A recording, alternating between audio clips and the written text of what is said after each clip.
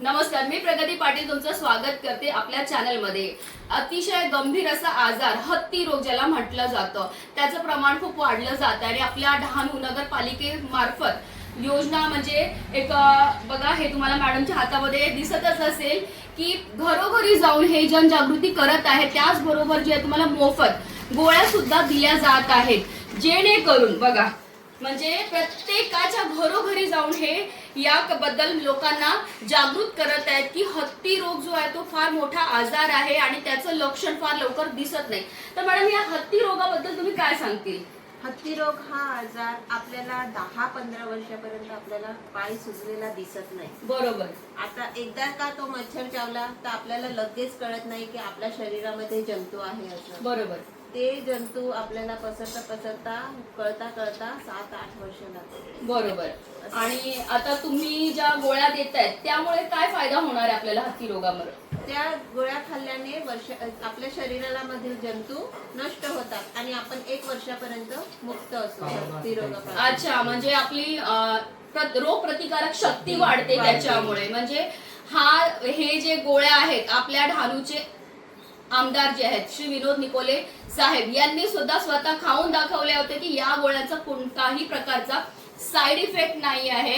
मी आमदार विनोद निकोले डहाणू आणि तलासरीतील सर्व नागरिकांना आजच्या या माध्यमातून आपल्याला सर्वांना विनंती करतो की 10 ते 28 तारखेपर्यंत जो हत्तीपाय जो रोग आहे हा भयानक आहे आणि तो जर का झाला तर तो बरी होण्याची काहीच शाश्वती नाही।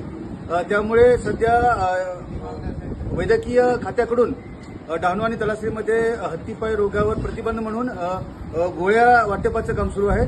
ते सर्व नागरिकांनी जसे जसे वैद्यकीय अधिकारी किंवा त्यांचे आशा वर्कर किंवा त्या क्षेत्रातले कर्मचारी येतील तर त्यांना सर्वांना सहकार्य करायचे आहे आणि प्रत्येकाने ह्या गोळ्या घ्यायच्या आहेत जेणेकरून आपल्या भागातून ह्या रोगाला आपण हद्दपार करू शकतो। अशा पद्धतीनं सर्व नागरिकांना मी आमदार म्हणून विनंती करतो। मी स्वतः त्या दिवशी आशागड या PHC मध्ये जाऊन ह्या गोळ्या घेतलेल्या आहेत, माझ्या सर्व कार्यकर्त्यांनी घेतलेल्या आहेत, तर आपण सुद्धा सर्व नागरिकांनी घ्यावे अशा प्रकारची सर्वांना मी या माध्यमातून विनंती करतो।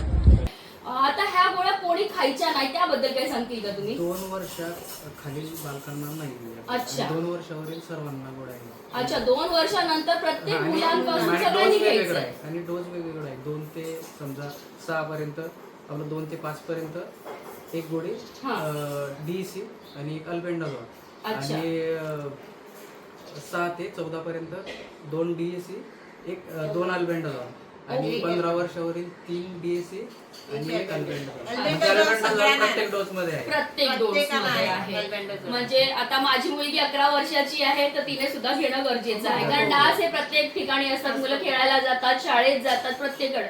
अच्छा, हे हत्ती रोगाचे तुम्ही डासांबद्दल म्हटलं त्याचं काय विशेषता आहे त्या डासांबद्दल? हत्ती रोगाचे डास आहे ते रात्रीला आढळतात, दिवसाचे असतात ते डेंग्यू आणि मलेरियाचे असतात जे रात्रीला आढळतात ते हत्ती रोगाचे म्हणजे असतात। आपण आपल्याला आणि सगळ्यांना हा हेच जो माहिती हत्ती आहे. रोग आजार आहे तो क्युलेक्स डासाच्या मादी चावल्यामुळे होतो।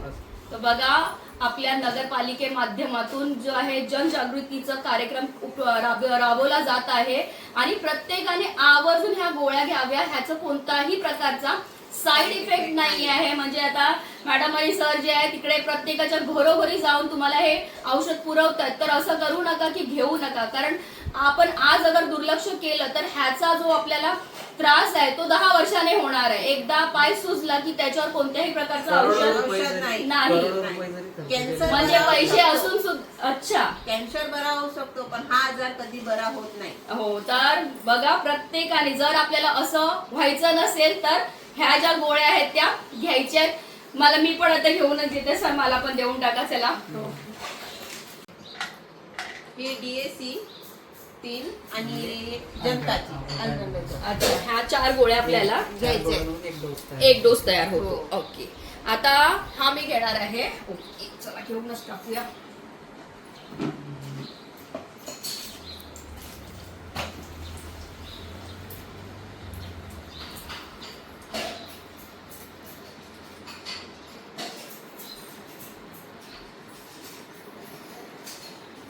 दीदीला 2 येते। अच्छा। 18 वर्ष